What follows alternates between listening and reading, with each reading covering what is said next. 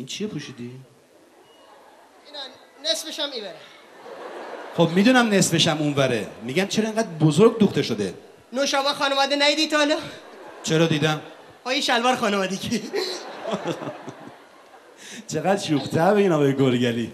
خب آقای گرگلی جون دست درد نکنه، خیلی ممنون، زحمت کشیدی، بالاخره برنامه رو شروع کردیم. اگر اجازه بدی شما بریم بنشینید، ما می‌خوایم اون برنامه اصلی رو شروع کنیم. ببخشید تو رو خدا، ما کارل دیم بلدم، خیلی هنر بلدم، اینقدر کار بلدم که اگه تا صبحم اینجا وایسم بلدم. وقت به ما اجازه نمیده. شما برپس که خیلی کار بلد باشی نمیتونیم. دیدین چقدر صدام قشنگه؟ بلدم صدا حیوانه لن در بیارم، خیلی قشنگ، خیلی تمیز. چیکار کنی؟ صدا حیوانه بلدم. خیلی جالبه. به درستی میتونی انجام بدی؟ اینو خوشون. چکو دست دادن، همشون دوست دارن. خیلی قشنگه. حالا یکی دو مرحله اجرا کن ببینم چه کاره ای. اولین تقلید صدام اون چی که به نظر من میرسه سگ. هار یا معمولی؟ عزیزم سگ اجرا کن. اون معمولیش.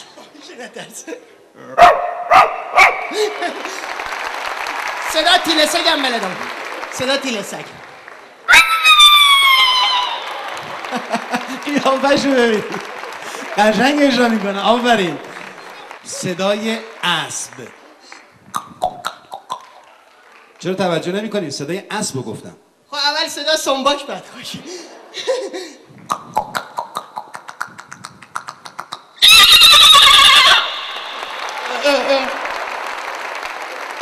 چرا به من لگد میزنی؟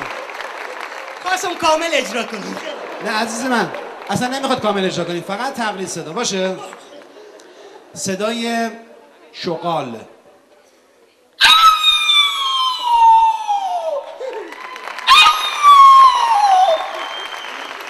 حالا صدای بز. شاخدار یا بیشاخ؟ ببین عزیزم، بز بزه، چه شاخدار چه بدون شاخ، فرق نمیکنه. نه فرقی کنه، سعی کن اول بیشاخش.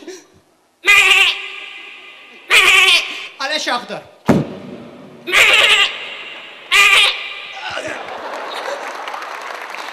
مرد حسابی چه خبرته؟ این چه حرکتی انجام میدی از خودت؟ خواستم فرقشو بفهمی. ببخشید صدا بقم بلدم. چی؟ بق. بق دیگه چیه؟ بق بلد نیستین؟ شما میدونید یعنی چی؟ بلندتر چی؟ شما چی میگین؟ ما تهرانی اگین بق، شما دهاتی اگین گورباق. خب حالا صداش اجرا کن میرم.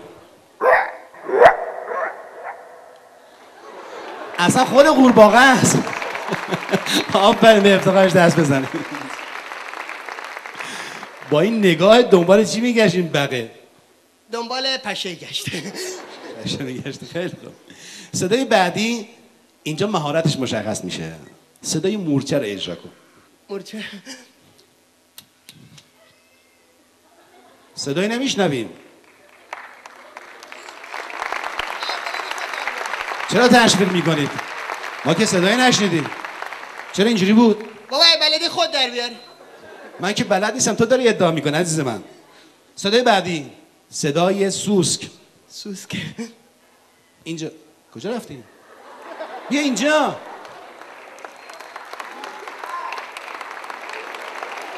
این سوسکه؟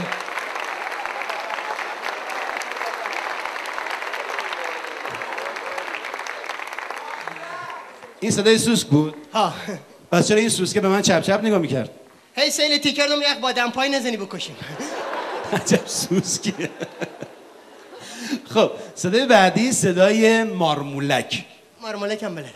اینجا.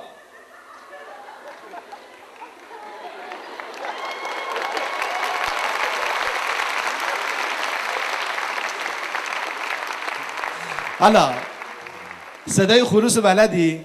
ها نر یا ماده؟ یه نفر بیاد من از دست این نجات بده. عزیز من خروس فقط یه مدله، اونم نره. ما یکی داشتیم گاه وقتی تخم می‌نهاد. اون مرغه. حالا اگه خروس بلدی اجرا کن.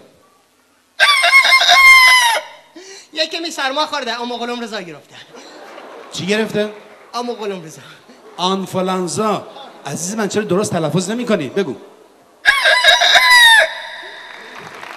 آنفولانزا نگرفته، خروس بی محله. صدای مرغ هم بلدی؟ ها ما صدا مرغ همه شهرانو بلدم، همه شهر، هر شهری بپرسی. مگه فرق میکنن؟ ها ما صدا هر مرغ همه شهر فرق کنه. عزیز من مرغ فرق نمیکنه، از هر شهر و دیاری باشه یه جور قطقط میکنه. نه فرقی کنه، تو بپرس ما همیشه بلدم. خیلی قشنگ.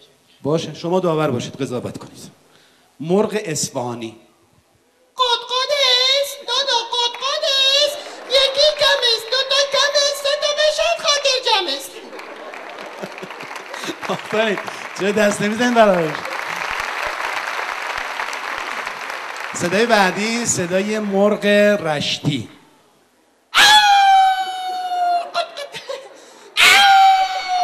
بیا بیرون خانه خراب. حالا صدای مرغ آبادانی. قطقط کا قطقط کا. مرغ شیرازی. قطقدو کاکو مرغ تخمو قطقدو. حالا مرغ ترکی. قطقط بیل میرم، قطقط بیل میرم. آفرین. صدای مرغ بروجردی. عدول قطقط شیشیه. درست بود. حالا میرسیم به شهر خود ایشون. مرغ‌های تهرانی رو بشنوید. اجرا کن. تهرانی قطقط ای با قطقط مامانم اینو ای بود. خیلی خوب خودتو کنترل کن.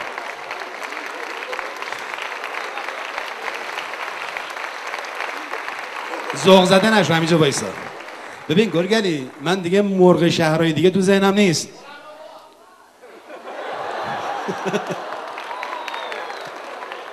چی گفتن؟ خرم‌آبادی؟ خرم‌آبادی؟ بزن خود نظرش چیه؟ چه مرغای دیگه بلدی؟ بگم خرم‌آبادی؟ بگو. هی گل.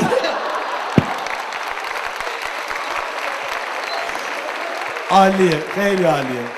غیر از این مرغا چیز دیگه هم مد نظرت هست که من تو ذهنم نباشه؟ مرغ خارجی هم بلدم، عربی و هندی. خیلی جالبه. خارجی، عربی و هندی. عربی رو با هم میشنویم. القطقط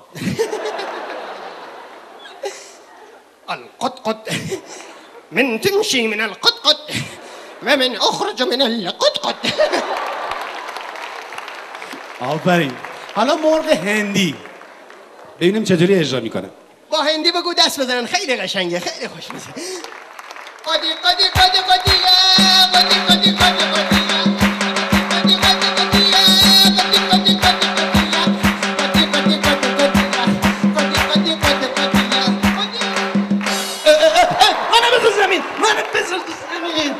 پر رو. تو خجالت نمیکشی؟ معنی این حرکت یعنی چی؟ عشقین مو یه لحظه فکر کردم تو خروس هندی. تو بیخ تقصیر منه که